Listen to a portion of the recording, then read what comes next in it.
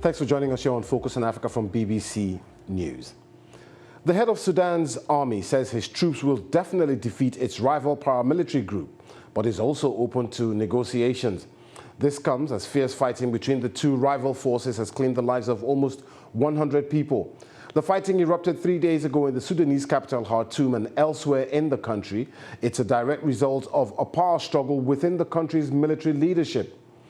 Since a coup in October 2021, Sudan has been run by a council of generals led by the two military men at the center of the dispute. On the left here is General Abdel Fattah al-Burhan. He is the head of the armed forces and in effect, the country's president. And on the right is Mohamed Hamdan Dagalo, better known as Hemeti. He is the deputy and the leader of the Rapid Support Forces, or the RSF. Now, the RSF are a paramilitary force of 100,000 people that involved from militia that fought in the Darfur conflict in the 2000s. Together with the Sudanese army, they ousted former President Omar al-Bashir in 2019. But the former allies have disagreed on the direction the country is going in and the proposed move towards civilian rule. One of the main sticking points is over the plans to include the 100,000-strong RSF into the army and who would then lead the new force. The BBC's Abdijaliil Osman has more. Explosions and black smoke below from Khartoum airport.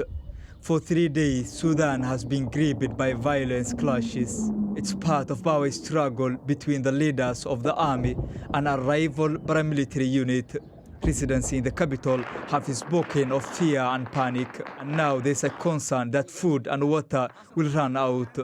What I've heard from colleagues, from friends across the city, that in many locations water is cut. They don't have access to water. That's the biggest concern right now, and they're also really running low on food supplies. Doctors warn that the situation at the hospitals in Khartoum is extremely difficult, with fighting stopped both staff and medical supplies from reaching the injured. A temporary ceasefire was agreed on Sunday to allow for humanitarian evacuation, but the deal was widely ignored.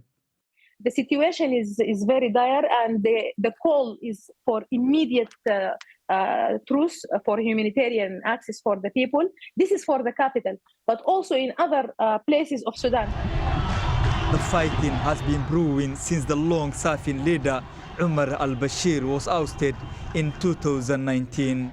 Generals he had been working with, including those implicated in war crimes committed in the western Darfur region 2 decades ago, entered an easy governing arrangement with civilian leaders. The deal was to transfer power to civilians after 2 years, but instead the generals staged a coup. Amid the uncertainty about Sudanese future, global powers are calling for the escalation of tensions and return to dialogue.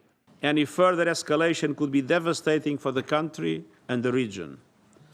I urge all those with influence over the situation to use it in the cause of peace, to support efforts to end the violence, restore order, and return to the path of transition.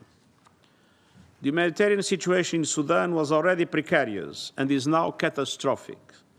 I condemn the deaths and injuries to civilians and humanitarian workers and the targeting and looting of premises. I strongly held view, again, across all of our partners on the need for an immediate ceasefire and a return to talks. Talks that were very promising in putting Sudan on the path to a full transition to civilian-led government. People in Sudan want the military back in the barracks. They want democracy. They want a civilian-led government. Sudan needs to return to that path. The path to democracy from a decades of military rule was never going to be easy. A once thriving economy is in dire straits, and it is the Sudanese who continue to bear the brunt of this bumpy process. Abdijaliil Osman, BBC News.